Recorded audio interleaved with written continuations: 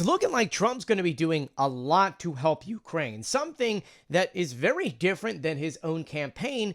And these are things coming from Zelensky, which means clearly they're having very good conversations. In an interview put online just now from CBN News, he says, "There is hope that Trump and his administration will be able to achieve peace through force. Ukrainians believe him. He really wants to do it quickly. The United States cannot lose Ukraine." Adding, if there are not enough forces for certain military actions, then of course some issues can be resolved diplomatically, and this is right. This, by the way, comes just about an hour after Zelensky had tweeted out thanking Donald Trump and saying that he was grateful to him and many European leaders with whom are already working to find a right and strong solutions with real peace. So what on earth is happening here? Because Trump was so different. Now, out of nowhere, it looks like, at least according to Zelensky, Trump is willing to do whatever it takes. Even Trump saying that stopping this war is his #1 priority. I think it's because Trump is learning, finally getting intel and information that Putin doesn't want this war to stop.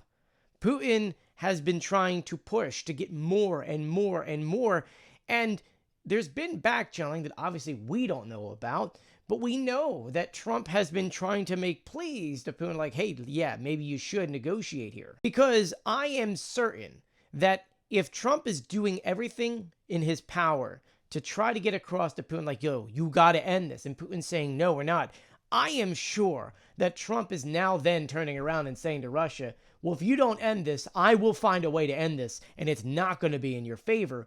Which is why we're now getting the threats of Russia using their Hazel missile or the ICBM again in Ukraine. It looks like Russia is feeling the pressure, not only on the battlefield, but also in Syria, also from Ukraine, also from Western leaders, and now also from Donald Trump, which is why maybe Orban had a phone call with him earlier today, which according to Orban, these are the most difficult weeks of the war. And Orban's phone call, by the way, comes only 2 days after he met with Trump.